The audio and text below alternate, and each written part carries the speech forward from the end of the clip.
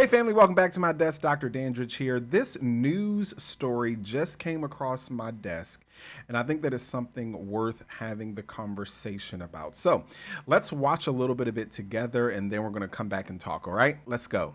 Emily, are you sure today's the day? Absolutely. Okay. This is the day Barbara Goodfriend chose to die. Okay, and you know that when you drink the medicine, it's going to cause you to fall asleep and not wake up. It'll be a peaceful, dignified death. Yeah. 7 months earlier, she was diagnosed with ALS. The fatal disease attacks the nervous system. I'm not afraid of dying. Yeah. I was afraid of living. Yeah. At 83, Goodfriend, a widow and mother who worked in fashion, has chosen medical aid in dying, also known as MAiD. MAiD laws allow a doctor to prescribe a mixture of lethal medication, but the patient, who must have 6 months or less to live and be of sound mind, must administer it. Have you ever had any hesitation? My only hesitation was, why am I waiting so long? 2/3 of Americans now support MAiD, but groups such as the United Spinal Association fight against what they call physician-assisted suicide. People like Jose Hernandez argue it's discrimination against people with disabilities. Hernandez was paralyzed in a diving accident when he was a teenager. At what point do we decide that suicide or assisted suicide should be an option? I think all life is precious. He's grateful MAiD is illegal in New York, where he works and lives with his partner and their baby boy. Our home care is under attack constantly. But if it becomes legal in New York, are you going to continue to cut vital services, making the way for people with disabilities to become terminal? It's go without care or end your life. To people who think it's not a great idea for a variety of reasons, what would you say? If it's not a good idea for you, don't consider it. But there has to be a way for those who want it. Goodfriend paid $1,000 for her end-of-life drugs. Dr. Robin Plumer guided her through the process. Here we are today, and what a strange day this is, right? That somebody gets to pick the day that they're going to die. Generally, people fall asleep within 5 to 10 minutes. 80% of people die within 2 hours, 90% within 5 hours, but it doesn't matter because she's going to be comfortable. You're going to drink this medicine and drift off into sleep, and you're going to just feel all the love and support. Barbara Goodfriend recorded this final message on her phone. Bon voyage. This is the view from my bed. Absent of fear and still joking. Just after we left, wearing her late husband's t-shirt, Barbara Goodfriend died in her bedroom on a sunny November morning.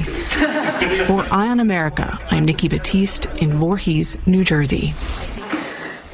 Carol Goodfriend has taken up her mother's cause. She is now advocating for the right of the terminally ill to medical aid in dying.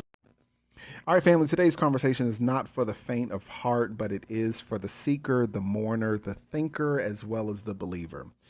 Today, we're talking about MAiD, medical assistance in dying. We're going to look at what it is, where it's legal, why are people choosing it, and how do we, as people of faith, make sense of it all. Let me ask you this before we get started. If suffering had a pause button, would you press it? And if death had a scheduling app, would you open it? Stick with me because we're going somewhere, okay? What is MAiD? MAiD stands for Medical Assistance in Dying.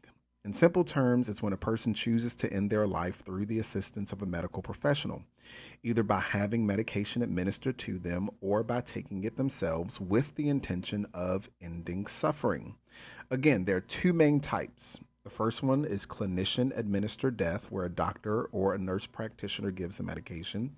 And then you also have, like what we just saw, self-administered death, where the person takes the prescribed medication on their own. Now, I'm sure a lot of you all are asking the question, well, where is MAiD legal? So let's talk about the legality of it. MAiD is legal in several countries, and it's actually growing in scope. Canada is actually one of the most expansive landscapes. It's been legal since 2016, and as of 2021, no longer limited to those whose death was reasonably foreseeable. It's legal inside of the Netherlands, Belgium, Luxembourg, Spain. But there are some, legalities and some specific guidelines in place.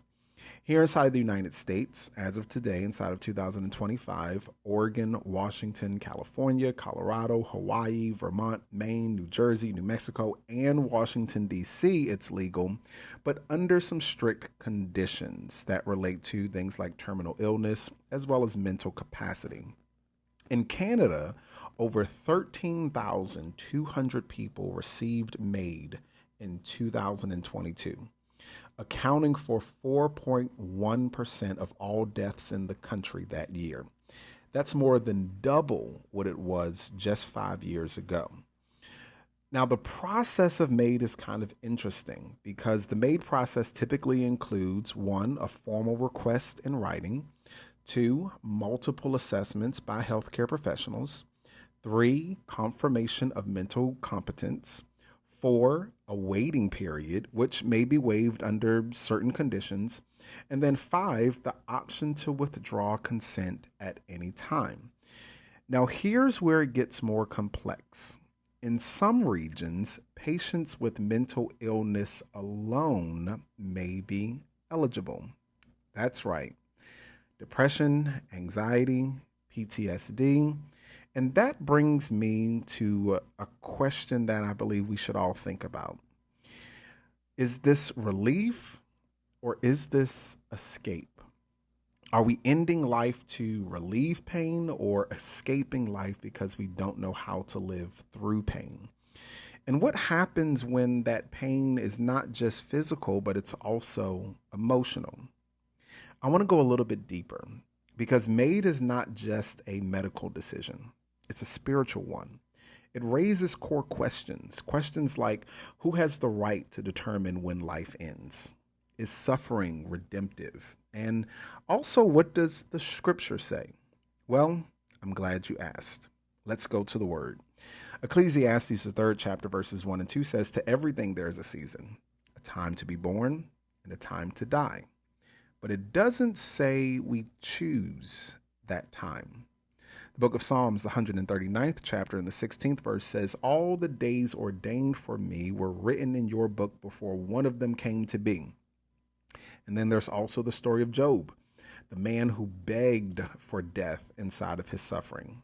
Inside the book of Job, the 3rd chapter and the 11th verse, he said, "Why did I not perish at birth and die as I came from the womb?"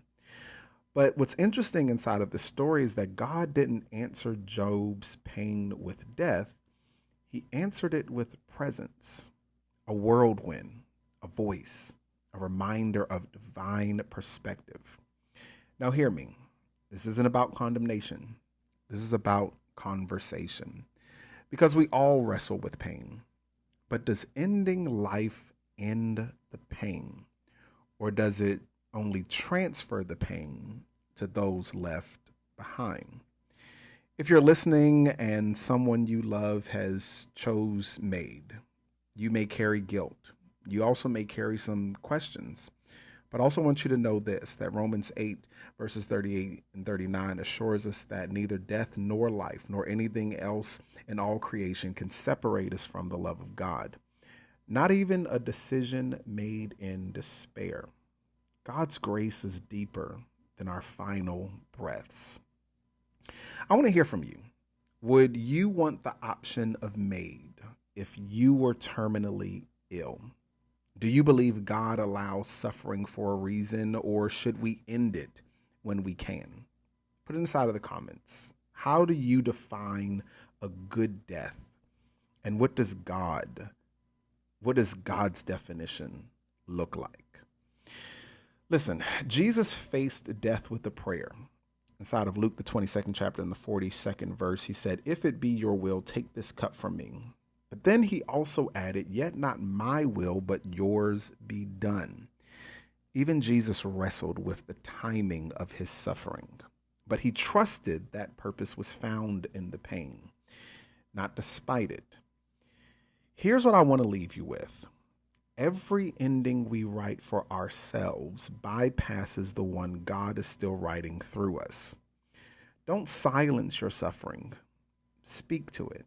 Don't fear the darkness. Invite God into it.